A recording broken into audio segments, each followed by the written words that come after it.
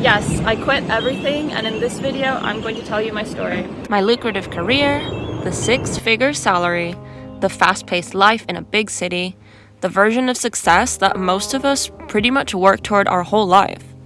But I didn't make this decision when I became a mom.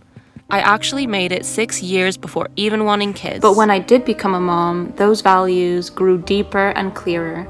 Who I was back then is so different from who I am now. Honestly, if you knew me then, you probably would not recognize me now. My life looked very different. I had what many people would call a successful path. I had a very lucrative career in law, years of discipline from being a professional tennis player before that, and a life that took me across many different countries and cultures.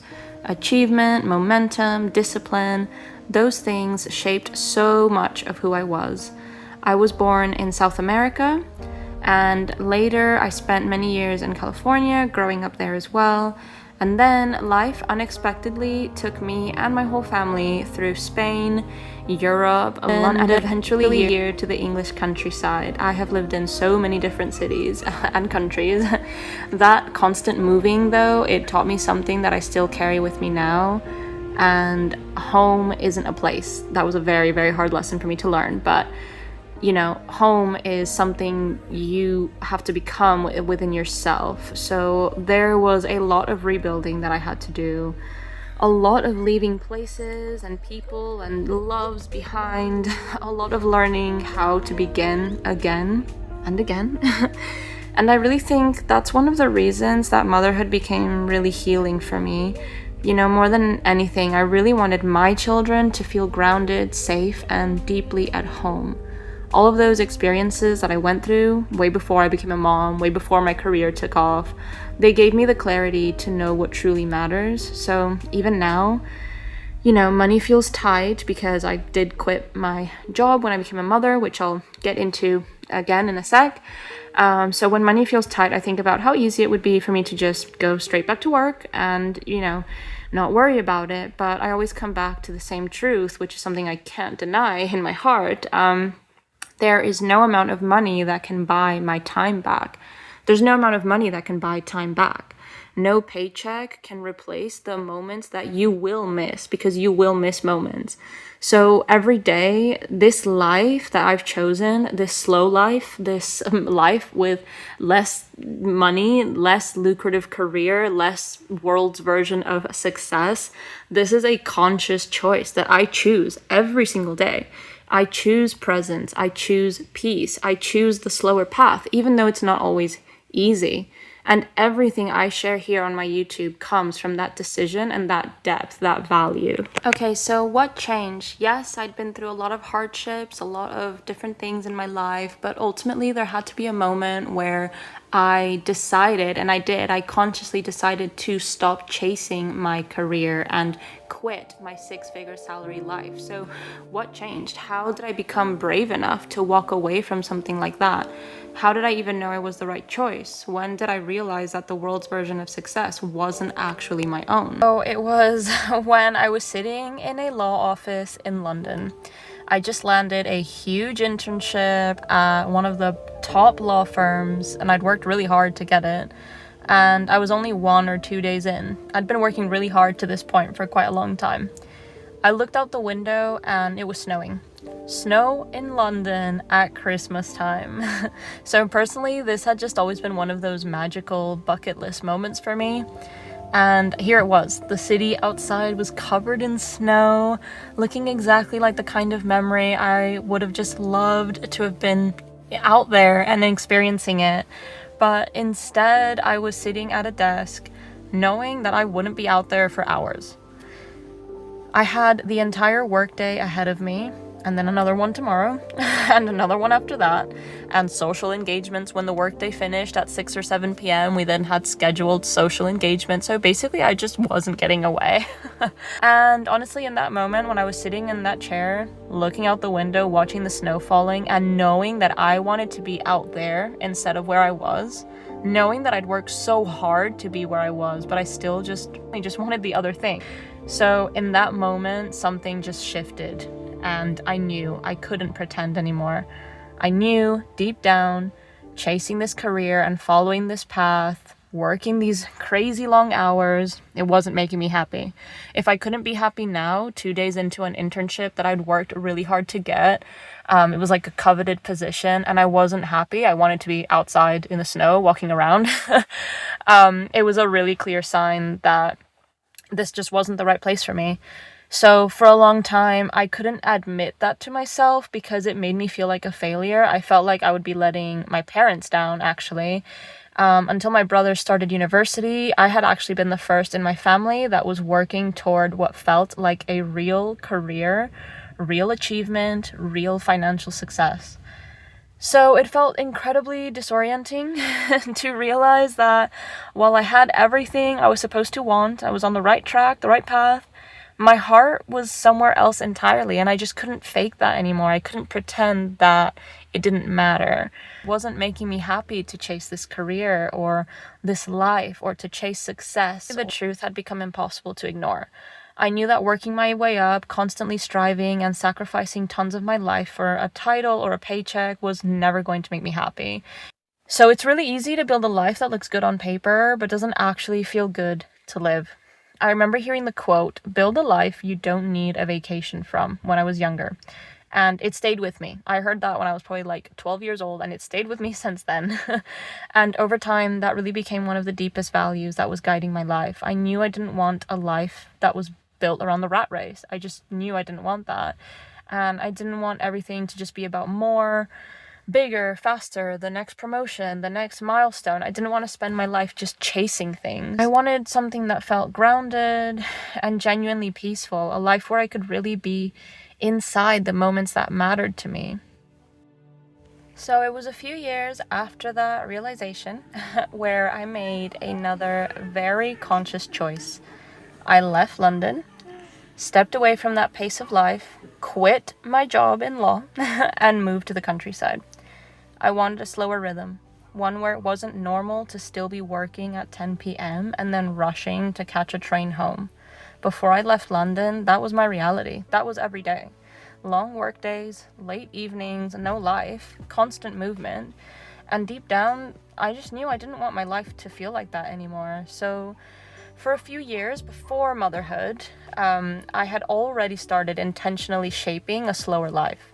And at that point, without children or any kind of bigger responsibilities, my part-time law work, because when I moved down, I still continued to work in law, but it was part-time. It wasn't for the most high-end law firm. It was like the demands and everything are just completely different when you work, out of the city. Part-time law work was more than enough to pay for everything that I truly needed. I worked 3 to 4 days a week, usually only until around 4 p.m., and the rest of the time, I lived my life. I would spend hours at the beach, ride my bike, practice yoga, and just fully live in my days. My life genuinely just felt like something I didn't even want to have a vacation from. Like, my life just felt like a vacation. There was still work. Obviously, I was working, but I loved the balance that I had. Law gave my mind structure, challenge, and, I love my job. I loved it when I was doing it, and somewhere for, all of my mental energy to go, because I do have a very active mind and I genuinely enjoy rigorous work. So then I got pregnant and everything really deepened.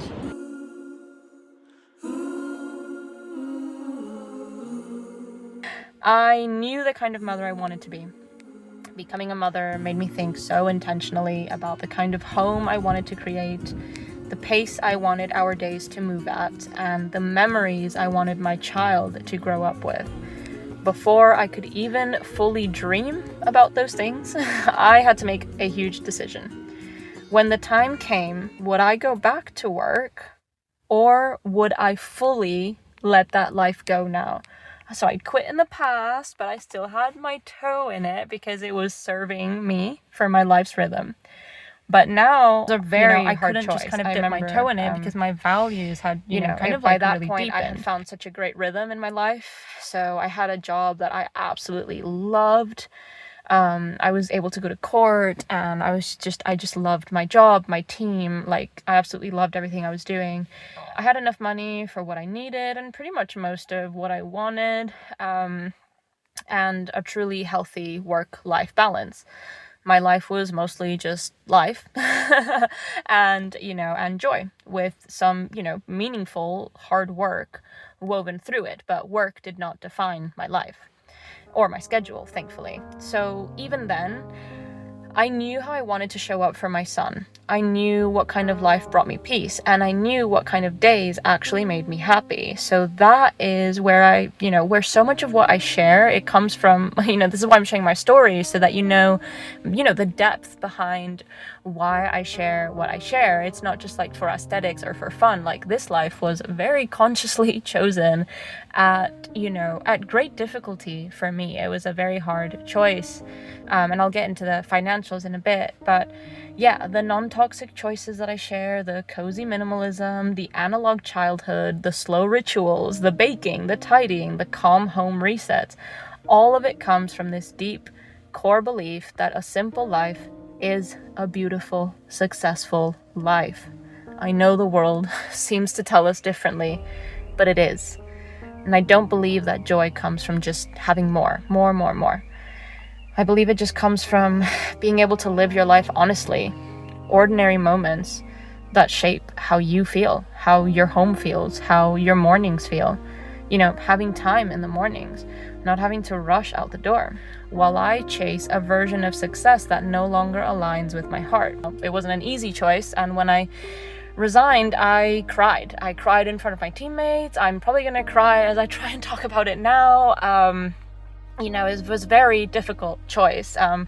Not just because I knew I was taking a huge financial cut. Obviously, yeah, that's part of it. But the pain was from, I knew what I was giving up and how hard I had worked to arrive there. But, it was a choice that I made, and it's a choice that I continue to make every day with no regrets, no matter how hard it is. But I want to emphasize that it was hard, because this wasn't just a flippant thing and I've got tons of money and everybody pays for my lifestyle. It's not like that. It's a struggle. But it is a struggle that I choose because there are things that I value more than money, so like I spoke about before, time, etc. So being fully present, letting motherhood transform me through the most important work that I've ever done. I mean, this is a huge value that I have. I want to be fully present for it. I want to let it fully transform me, and I want to be here. So yeah, toys scattered across the floor, the mess, the chaos, the hard times, the learning about yourself. And honestly, that's what this channel is all about. It's not about creating a perfect home, perfect routines, or a life that just looks beautiful on camera. My slow living videos are not here to show off or just to be aesthetic. They exist to represent something much deeper. That even when the intentional choice is the harder one, for me personally, it was still worth choosing. Because the value of this life, the presence, the peace, the time, the memories, the groundedness is worth far, far more to me than any six-figure paycheck could ever offer. Because, like I said, money won't buy time. No matter how much money you have in this world, you cannot buy yourself time in your life. You also can't buy moments back. You can't click rewind and go back.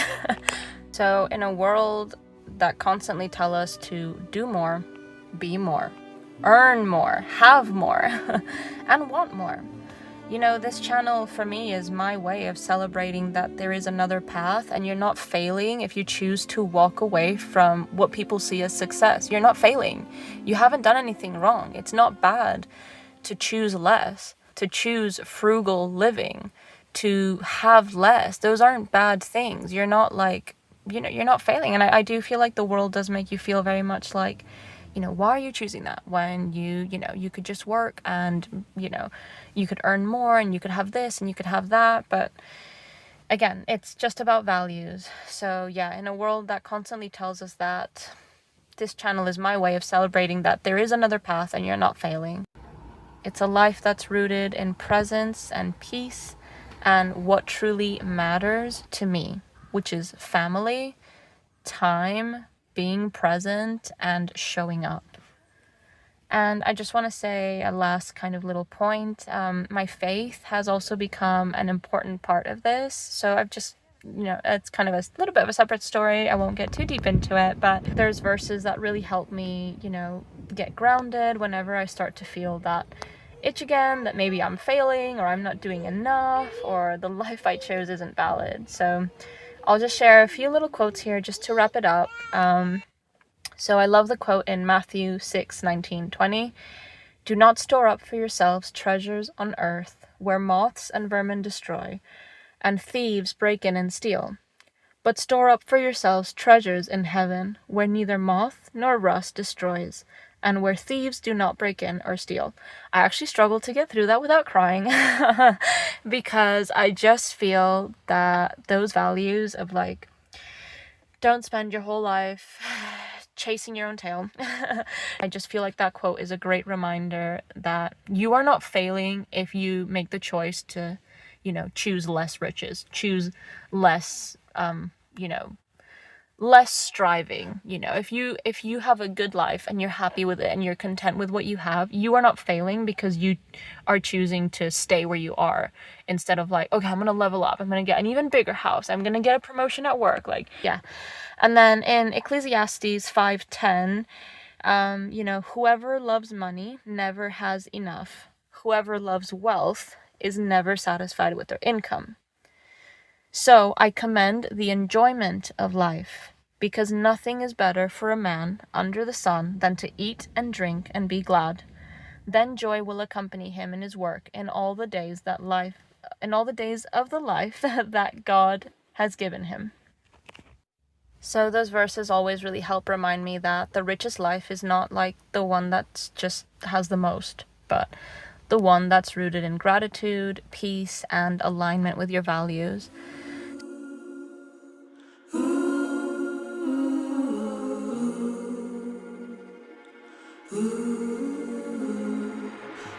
So this is a space where I want to share the lessons that I've learned through all the different seasons of my life. Traveling around from country to country, starting and restarting my life, building businesses, having to sell them, moving here, moving there, professional tennis player, from ambition and achievement and my successful law career, to loss and reinvention, to motherhood and home. So my channel is a space for cozy, insightful vlogs, honest motherhood, non-toxic living, and just the beauty of our everyday life and rituals.